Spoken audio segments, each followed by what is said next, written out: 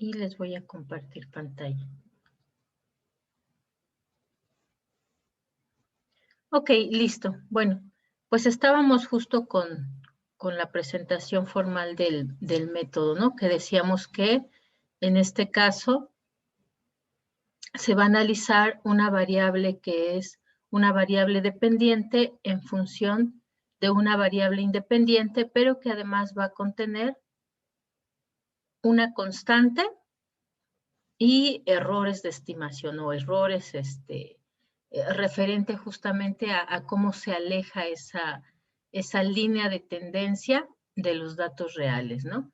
Y decíamos, esta es nuestra misma ecuación que teníamos de la recta, solamente que ahora en vez de A, vamos a tener aquí como una constante beta 1 y vamos a tener en lugar de B, nuestra beta 2. A estos dos se les llama los estimadores, ¿no? Son justamente estos. Y estas, como tal, pues justamente es la misma ecuación, ¿no? De la recta, pero donde además se tiene que identificar que Y se acerca mucho a los valores que nosotros estamos estimando. La Y gorrito, recuerden que es son los datos estimados, más esos errores, ¿no? Es decir, eso que se aleja esos datos estimados o esos datos en la línea de tendencia de los datos reales. Y obviamente el modelo lo que dice es que estos errores tienden a ser mínimos, por eso se llaman mínimos cuadrados ordinarios, ¿no? Los errores son mínimos, es decir, hay una diferencia mínima o no hay diferencia en la relación entre los datos reales y los datos observados, ¿no? De esa forma, entonces, nosotros estamos asegurando que el modelo que se está presentando con esta línea recta, con este modelo de regresión lineal, pues se acerca mucho a los datos reales. Y entonces nos va a servir, por ejemplo, pues para hacer las proyecciones porque es el modelo más adecuado. De tal forma entonces que nosotros vamos a tener, ¿no?, los estimadores, que van a ser las betas, se les llama así las betas o los estimadores, que son los que nos explican cómo se va a modificar o qué es lo que hace variar esta variable dependiente. Vamos a tener N observaciones y decíamos, mientras más número de observaciones, pues es mucho mejor, pero también a mayor número de observaciones, obviamente puede haber una mayor desviación estándar, que sería este error total. Pero el objetivo es que sean mínimos la relación que hay entre ellos. Y aquí nos dice, y además la suma algebraica de estos residuos, pues tiene que ser 0, ¿no? Aunque haya dispersión. ¿Qué significa esto que sea 0? Pues que justamente la línea de tendencia pasa exactamente a la mitad de nuestros datos, de tal forma que si nosotros sumamos las distancias que hay entre los datos reales, ¿no?, y esa línea de tendencia, pues esa suma va a ser igual a 0, lo que nos asegura que exactamente la línea de tendencia está pasando a la mitad de estos datos que nosotros estimamos y por eso podemos considerar que son buenos estimadores, ¿no? Estos de acá van a ser buenos estimadores para calcular esa línea de tendencia y entonces nos puede servir para hacer estas proyecciones, ¿no? Y bueno, y se dice adoptando el criterio de mínimos cuadrados, que es justamente elevar estas distancias que hay al cuadrado para minimizarlas, es decir, desaparecerlas o volverlas igual a 0. De tal forma, entonces, que una vez que nosotros elevamos al cuadrado estas diferencias que hay, estos errores estimados que hay entre nuestras variables reales y las variables estimadas, pues entonces nos va a definir que efectivamente estos errores van a ser función de nuestros estimadores. Es decir, el hecho de que estos sean mínimos nos asegura que los estimadores son los mejores parámetros que van a explicar el comportamiento de esa serie que nosotros tenemos, ya sea una serie de tiempo o ya sea una serie de datos que están relacionados entre sí.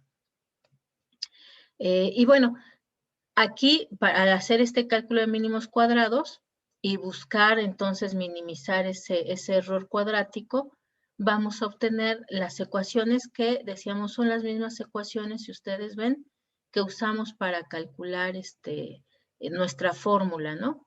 Es decir, primero tenemos una sumatoria de y, ¿no? Es decir, en estas estamos agregando sumatoria en todos los lados de la ecuación. N, que como tal, sobre todo al hablar de años, pues es igual justamente a la sumatoria de los años, ¿no? Y nuestra sumatoria de X. Y esta sería nuestra ecuación 2, donde tenemos entonces que a la ecuación se le agrega la Y, la Y a cada uno de los lados de nuestra ecuación le agregamos la X, de tal forma que entonces tenemos Y por X es igual a la sumatoria de las X, aquí sí ya se modifica la N, por esa sumatoria de las X, y aquí al multiplicar por X, nuestra sumatoria de X, pues nos queda una X al cuadrado. Y esos van a ser justamente lo que nos va a permitir resolver el sistema para nuestros estimadores, que en este caso sería, por ejemplo, para nuestra B, en nuestra ecuación de la línea recta que nosotros usamos, y este sería para calcular nuestra A, que recordemos aquí, pues es la beta 1, ¿no? Pero sigue siendo el intercepto al origen o la constante de la ecuación.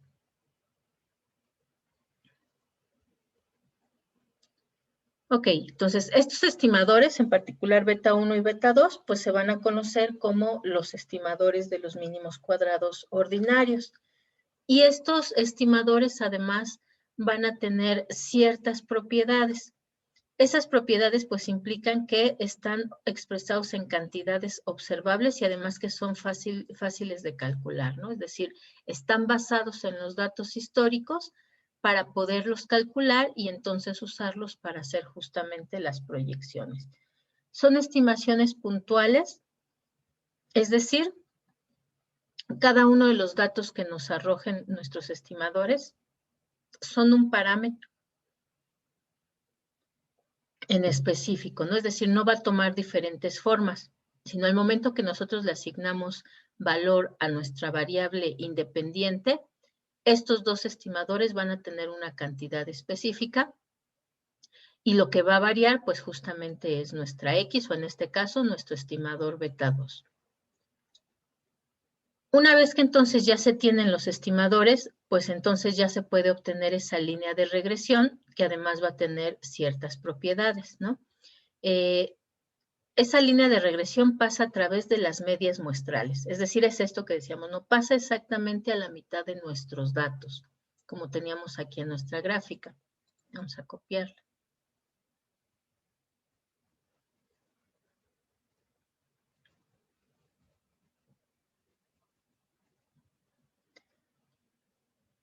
Ahí ya me pasé. ¿Cuál era? Acá, ¿no? Esto es lo que está diciendo. Pasa exactamente, ¿no? A la mitad. ¿Por qué? Porque es la media. Es la media tanto de las X como la media de las Y. Entonces pasa exactamente a la mitad.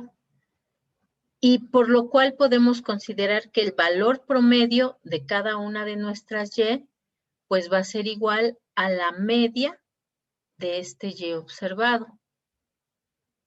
De tal forma entonces que si se suma ambos lados muestrales, es decir, ¿no? Las medias de nuestras X y la media de nuestras Y se divide por el tamaño de la muestra, pues entonces vamos a ver que justamente la sumatoria de las diferencias o de la desviación estándar que hay entre nuestras X y nuestras X promedio, pues nos va a dar igual a 0, ¿no? Eso implica que pasa exactamente a la mitad.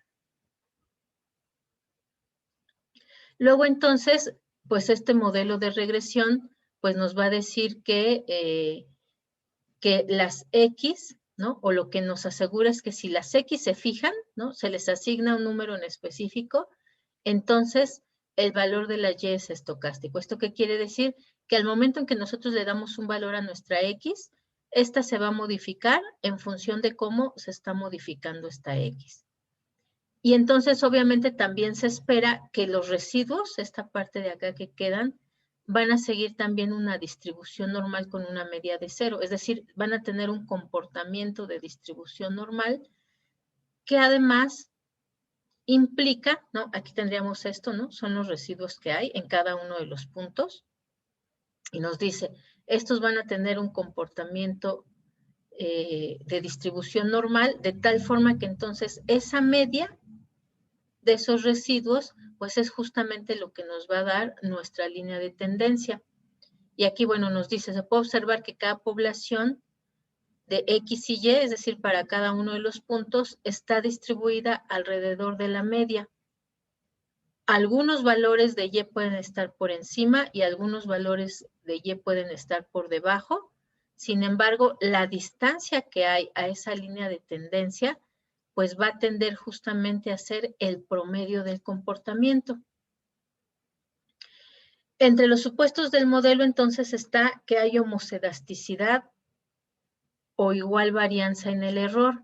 Es decir, que al calcular esa varianza que hay entre nuestros datos observados y los datos reales y sacar la sumatoria, ¿no? Es decir, ese es un número positivo de varianza o de desviación estándar al cuadrado. Y esto nos va a dar una homocedasticidad. La homocedasticidad es una dispersión igual entre los errores. Esto implica entonces que las poblaciones de Y van a ser diferentes de los valores de X, pero aunque difieren, ¿no?, de esta línea de tendencia, van a tener la misma varianza en promedio, que es lo que nos permite asegurarnos de que esa línea de tendencia es correcta o es adecuada para hacer nuestra proyección.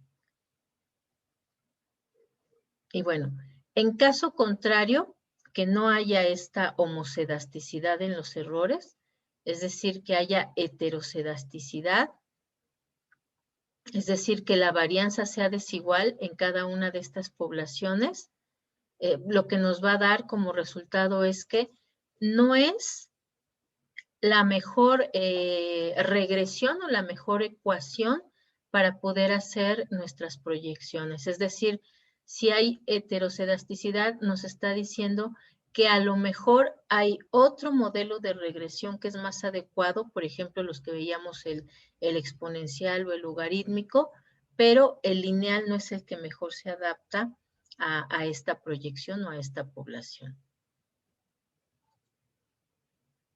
Otro supuesto es que no hay autocorrelación en los errores. ¿Esto qué implica? Que no hay una relación clara entre esos residuos. ¿Eso qué quiere decir?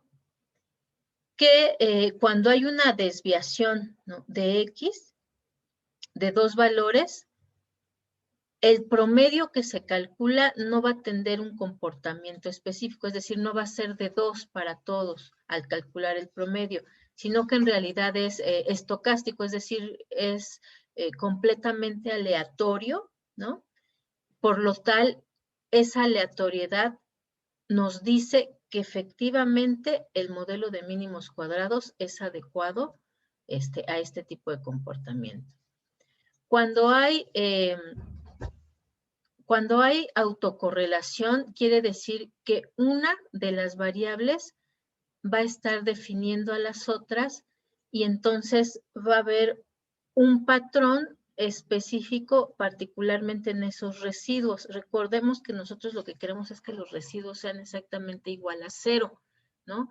Y ese promedio de 0, pues nos va a decir que no hay correlación. Entonces, en este caso, hay un comportamiento disperso, ¿no? Es decir, no hay una relación entre todos.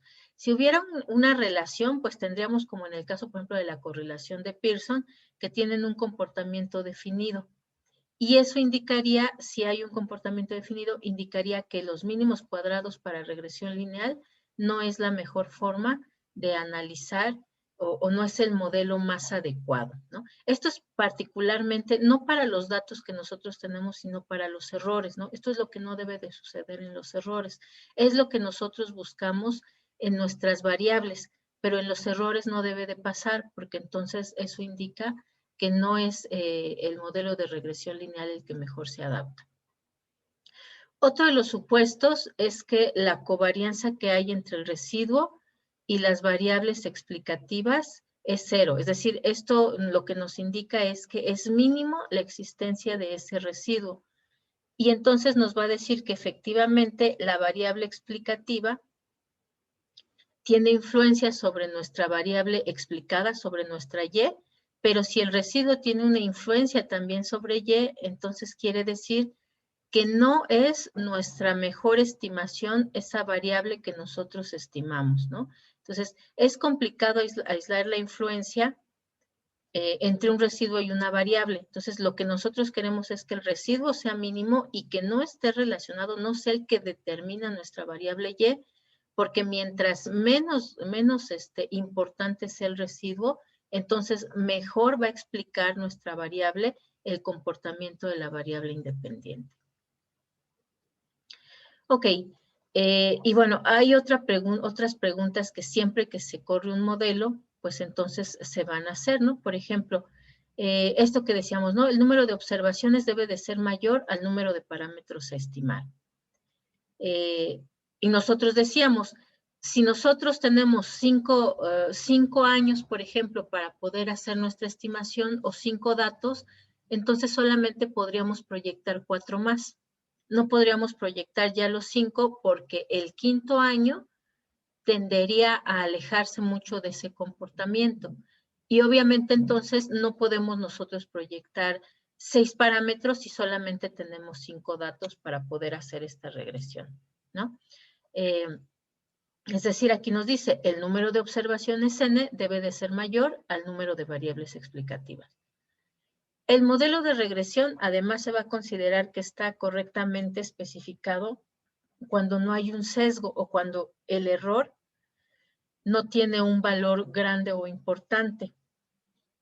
Y entonces eso nos lleva a preguntarnos, pues, cuáles son las variables que efectivamente deben considerarse en ese modelo, es decir, cuáles son las variables que efectivamente explican o definen a nuestra variable independiente, cuál va a ser la forma funcional del modelo. Esta forma funcional, pues, es justamente la que nos define si es una línea recta para la regresión lineal o si tiene otro comportamiento, ya sea logarítmico o exponencial.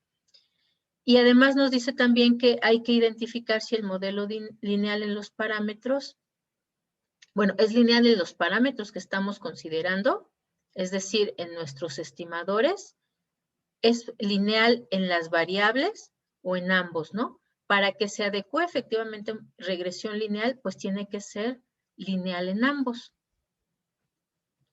Aquí, por ejemplo, nosotros podemos ver el caso de que nuestra forma funcional, de acá arriba sí es el de la línea recta, si ustedes lo ven, ¿no? Que tiene una constante, un estimador que es el que al aplicarlo sobre nuestra variable X hace que se modifique la variable Y nuestros errores.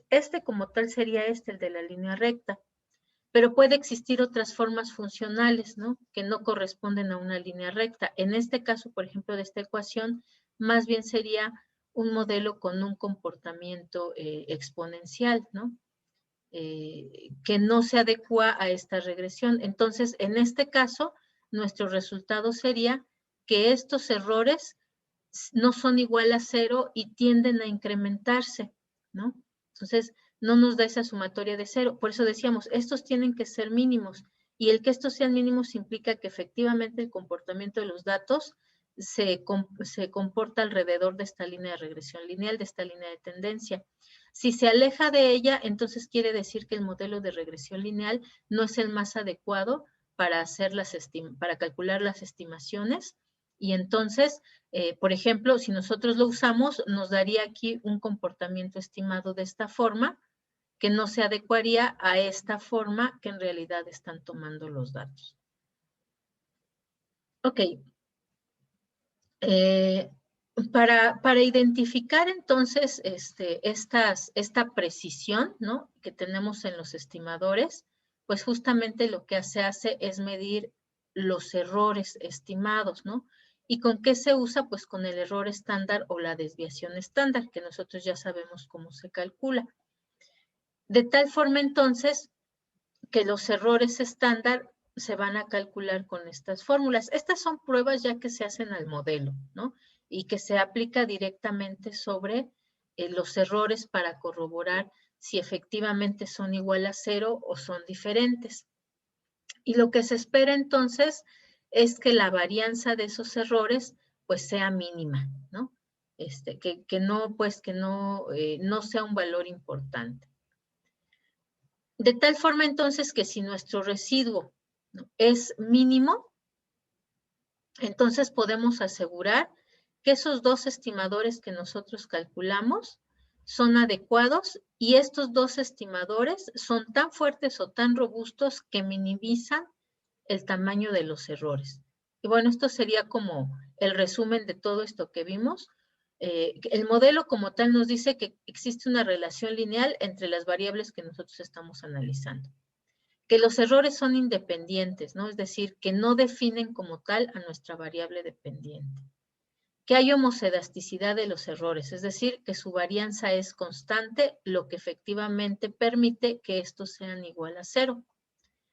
Que no hay fuera de la línea, ¿no? Fuera de la línea outliers, pues se refiere justamente a esto, ¿no? Que no se alejan de ese comportamiento del modelo. Y que además entonces va a haber independencia entre nuestra variable independiente y esos errores. No hay relación entre ellos, ¿no? Y la idea de que no haya relación, pues es que justamente nos va a permitir que ésta efectivamente explique el comportamiento de nuestra variable Y. Y bueno, eso sería como la formalización del modelo de regresión lineal. Ustedes ya saben para qué nos sirve, ya saben cómo se interpreta. Y permítanme tantito, mientras los que acaban de llegar, les subí en el modo 2 archivos de Excel.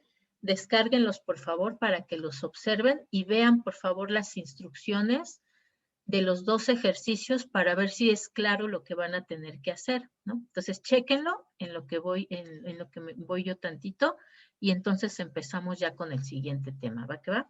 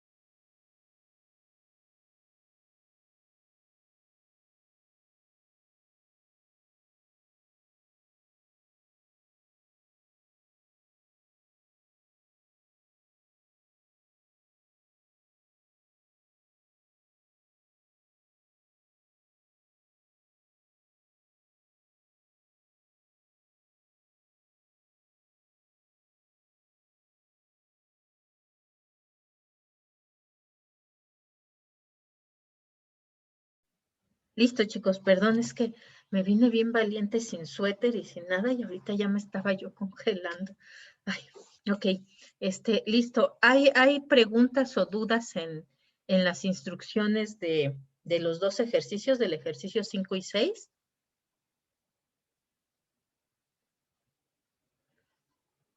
Ya me vine yo toda encobijada. ¿Hay dudas, chicos? ¿Hay preguntas de qué es lo que tienen que hacer en esos ejercicios?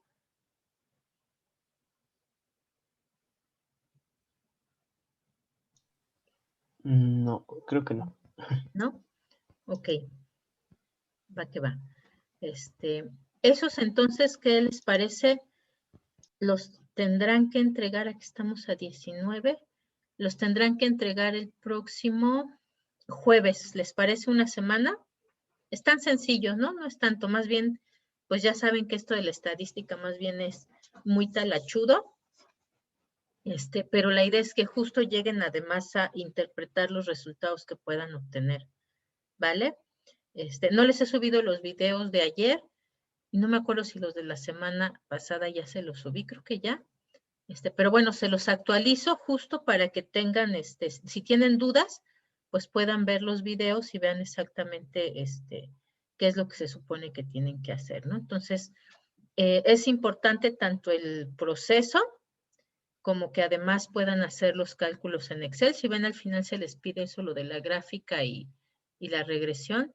Ah, se me olvidó eso. Y agreguen también entonces el hacer los cálculos pues directamente con las funciones de Excel, ¿no?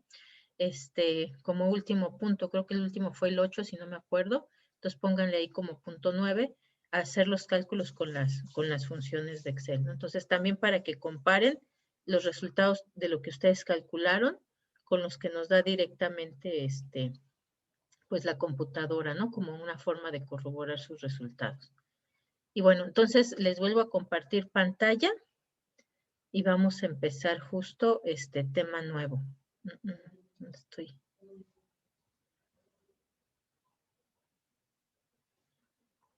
Les voy a dejar ahí en los apuntes una parte que como tal no, pues no está contemplada en el temario, pero más bien es un recordatorio, ¿no? Todavía no les comparto.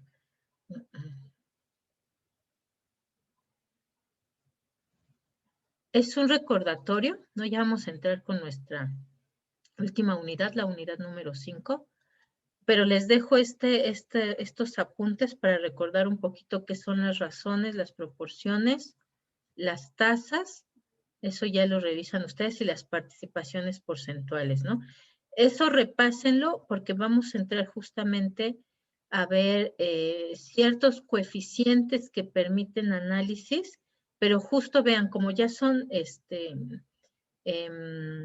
participaciones complejas, es decir, de más de una variable, entonces tienen que tener ustedes ya muy clarito o recordar, porque es algo que seguramente ya lo vieron, ¿no? En la prepa o en la secundaria, entonces para recordar un poquito qué es eso y podamos entrar entonces directamente a estos coeficientes de análisis territorial o de análisis regional, ¿vale? Y entonces vamos a dejar pendiente eso para que ustedes lo revisen y vamos a empezar primero con los índices.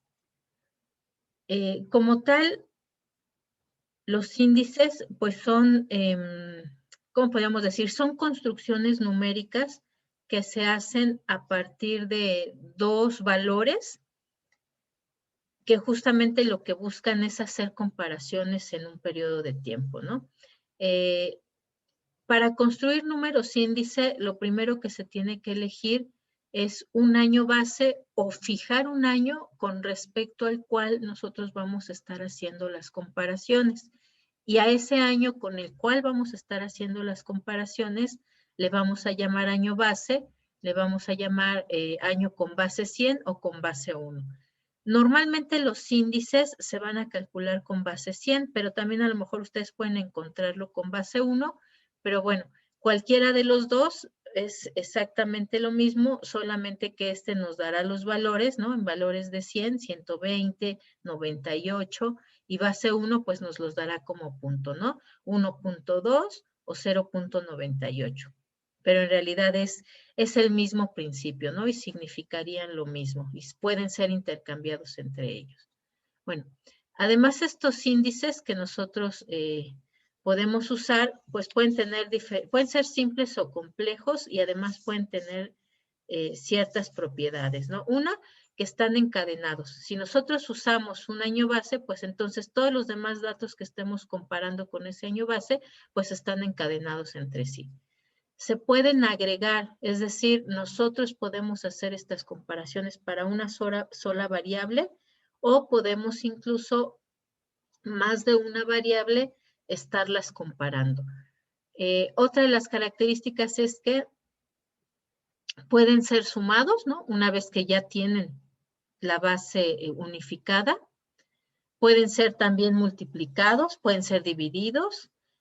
Como tal, debe de haber una existencia clara de las variables que estamos comparando, de la base, del progreso de los años, ¿no?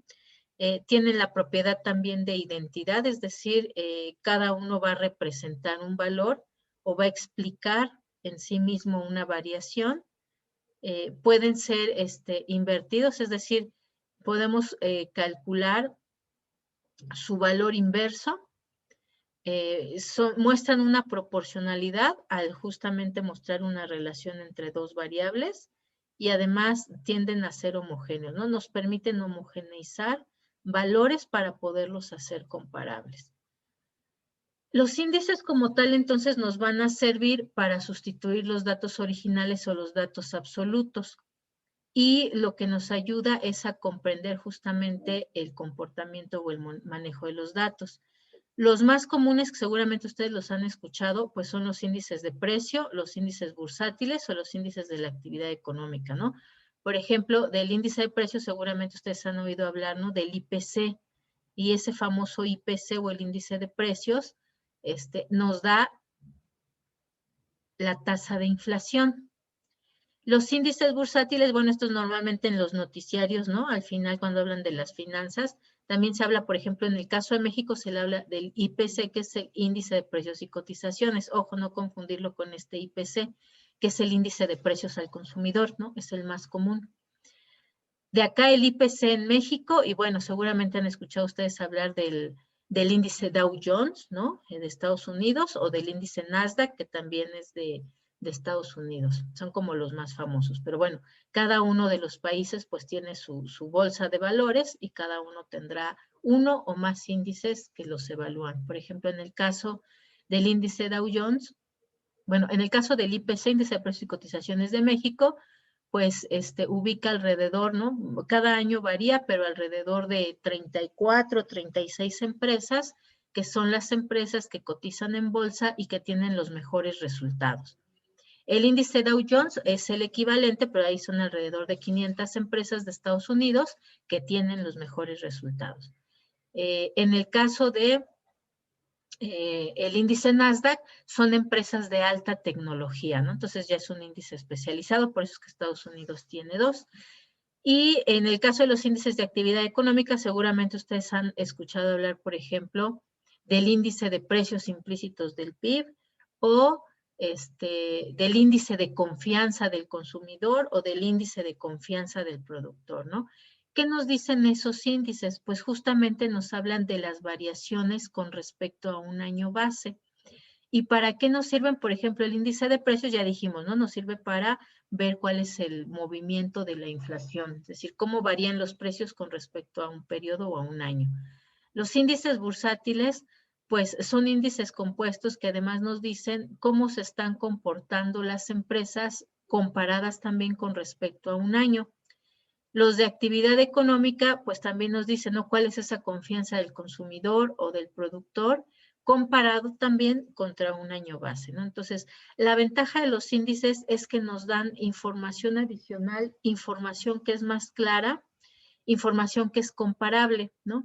Por ejemplo, si nosotros comparáramos los resultados de las empresas de Estados Unidos, pues hay empresas que son grandes contra otras que son gigantes, ¿no? Entonces, comparar datos de dos empresas de tamaños así tan diferentes sería muy difícil, ¿no? Es como si nosotros comparamos el comportamiento de la tiendita de la esquina con el comportamiento de Walmart, ¿no?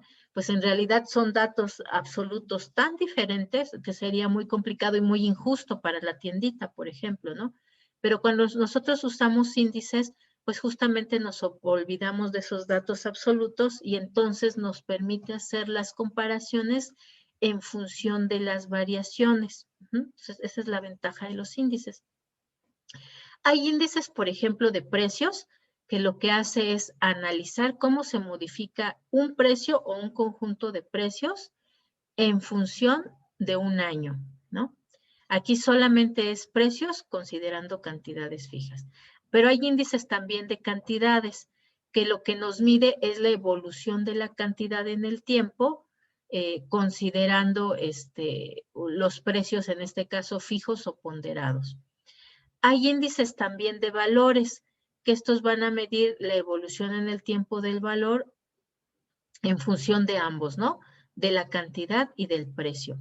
¿Por qué se separa así? ¿No? Porque, por ejemplo, si nosotros hablamos de dinero, ¿no? Del precio de los productos, si hay esta inflación, entonces podría darnos una idea de que los precios están, o que el volumen a lo mejor de lo que se está vendiendo se está incrementando, cuando en realidad a lo mejor no está incrementando, sino que son los precios los que están variando, ¿no? En particular, en nuestras economías capitalistas hay esa tendencia, ¿no? A que se incrementen los precios.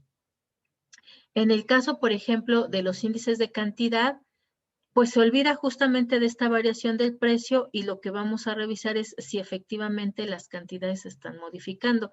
Por ejemplo, cuando nosotros hablamos, no sé, de ganadería, ¿no? De las cabezas de ganado, si el precio de una vaca se modificó en el tiempo, parecería a lo mejor que se está incrementando la producción, ¿no? De las vacas, pero no, a lo mejor es la misma cantidad, solamente que lo que se modificó es los precios. Entonces, para evitar esos problemas, pues entonces se elaboran los índices de cantidades, que ahí sí nos vamos a comparar, bueno, cuántas vacas se han incrementado en el tiempo, ¿no? Cuántas vacas produce un estado en comparación, por ejemplo, al año 2000, cuánto se ha incrementado esas cantidades a lo largo de este tiempo. Y además, ¿no? Las de valores que decíamos, pues combinan las dos justamente para ver efectivamente cómo el valor se ha modificado. En los índices vamos a tener además diferentes tipos, ¿no? Por ejemplo, tenemos los índices, números índices simples, que simplemente van a comparar el movimiento de una variable, cualquiera que sea, en función del valor de esa variable en un punto fijo en el tiempo, ¿no? Esto sería por eso nuestro año base, ¿no? El que tiene esta X y 0. Hablamos, por ejemplo, de un producto en particular o de una variable en particular, de cómo se comportó en ese año que nosotros fijamos para hacer la comparación de todos los demás, y este valor será entonces el valor de cada uno de esos años subsiguientes comparado con el año que nosotros fijamos. Esos números índice además pueden ser complejos, es decir, no solamente comparar los valores en sí mismo, sino además darles un peso o una ponderación, o pueden ser no ponderados. Esta ponderación, bueno, lo vamos a ver con el ejemplo del índice de precios al consumidor, ¿no? ¿A qué se refiere con esa ponderación? Pero lo que hacemos es, cuando son complejos no moderados, pues simplemente lo comparamos también en función del promedio o de la media, o podemos estar agregando, bueno, se le llama media agregativa simple, cuando entonces lo que hacemos es comparar esos años con respecto no solamente al año base, sino al promedio o al comportamiento promedio de nuestros datos. En el caso de los ponderados, bueno, le asignamos además un peso. Y son complejos porque no solamente incluye una variable, incluye más de una variable, 2, 3, 4, ¿no? Normalmente se les llama una canasta. Por eso es que seguramente ustedes han escuchado que cuando hablan, por ejemplo, del índice de precios al consumidor, también, por ejemplo, pueden decir el índice de la canasta básica, ¿no? Y ya cuando sabemos que nos hablan del índice de la canasta básica, sabemos que nos van a hablar de cómo crecieron los precios de ciertos productos, ¿no? Son complejos, es una canasta porque no nada más estamos viendo la variación de una sola variable, sino que ya vamos a ver la variación de más de una variable con respecto a ese mismo año base que nosotros estamos fijando, y vamos a ver cómo cada uno de esos productos varió en su precio, por ejemplo, pero al final entonces veremos cuál es la variación conjunta de todos esos precios a lo largo de ciertos periodos, ¿no? Y eso sería estos índices complejos ponderados, ¿no? Que además toman en cuenta justamente ese peso. Luego entonces podemos decir que pues estos números índice pues nos van a servir para estudiar las fluctuaciones o las variaciones de la magnitud de una variable en el tiempo, ¿no? Los índices más comunes pues van a ser los que realizan las comparaciones en el tiempo, ¿no? También pueden existir estos, ¿no? Que se refieren a modificaciones o variaciones en el espacio, pero los más comunes son los que hacen esta comparación con respecto al tiempo. En economía se aplica mucho, ¿no? Y bueno, ustedes como urbanistas, pues además tienen que comparar o que incluir estas modificaciones de los indicadores económicos para poder hacer sus análisis. Pero bueno, se aplican en realidad a muchas ciencias, ¿no? Administración, finanzas, sociología, ciencia política, ¿no? Es decir, en todas las ciencias sociales nosotros vamos a encontrar estos números índice. La evolución de estos números índice, ¿no? Pues ya decíamos, puede darse en cantidades, en precios o en valores. Y para calcularlos, bueno, si es un índice simple, es una forma muy sencilla, simplemente tenemos que obtener el cociente entre el valor que es nuestro año base o nuestro año fijado, y luego se multiplica por 100 para dar este valor en porcentaje, ¿no? También puede ser por 1, decíamos, si nuestro índice lo vamos a usar como base 1 en lugar de base 100. Y es muy sencillo. Por ejemplo, aquí tenemos una variable de ventas y lo que se quiere analizar pues es justamente cómo se ha modificado en el tiempo, pero no con los datos absolutos, ¿no? Sino, no lo puedo hacer, sino en función de un año base. Por ejemplo, es muy común que se usa como año base el año más antiguo, ¿no? Por ejemplo, aquí sería 2015, nuestro año más antiguo. Y nuestro año más nuevo, pues, es 2019, ¿no? Entonces, aquí en este caso, el que se va a elegir como año base es el año más viejo. Diríamos entonces que nuestro año 2015 es el año base o nuestra base es igual a 100. Aquí lo tenemos de las dos formas, ¿no? Ya sea si lo queremos presentar con base 1 o con base 100. Para base 100, pues simplemente el resultado lo tendríamos que multiplicar por 100. ¿Y cómo lo convertimos de números absolutos a números índice? Pues simplemente dividiendo. Vamos a dividir cada uno de estos valores entre nuestro año base, que es 200.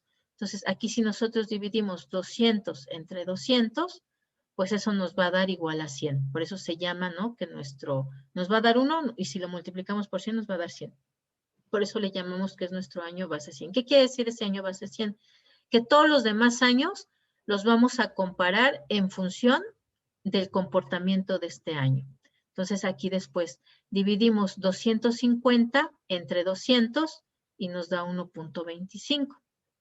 Lo multiplicamos por 100 y nuestro índice sería 125. 200 otra vez entre 200 es igual a 1, multiplicamos por 100 igual a 100. 190 entre 200 es igual a 0.95, multiplicado es igual a 95. 220 entre 200 es igual a 1.10, multiplicado por 100 es igual a 110. Nos olvidamos entonces de los valores, ¿no? Numéricos o monetarios, y ya podemos interpretarlo muy fácilmente, ¿no? Comparado con el año 2015, El año 2016 se incrementó en 25 puntos o en 25%.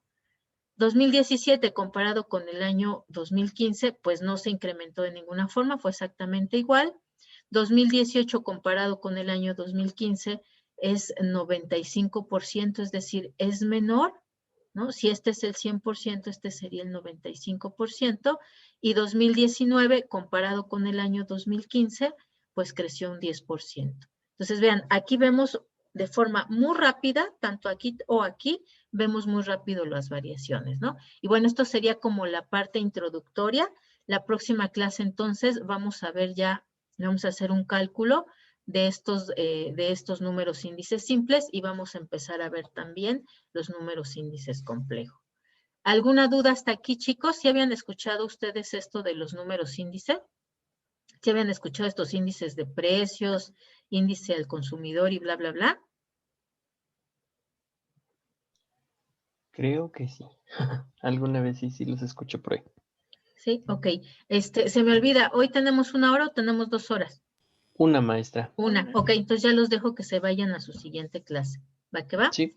Entonces, en estos días paren la orejita en las noticias para cuando escuchen que hablan de estos índices, para que identifiquen ustedes a qué se están refiriendo, ¿vale? Sí. Nos vemos la próxima clase. Hasta luego, maestra. Gracias. Chao. No se les olvide sus 2 ejercicios, ¿eh? Sí. Vale.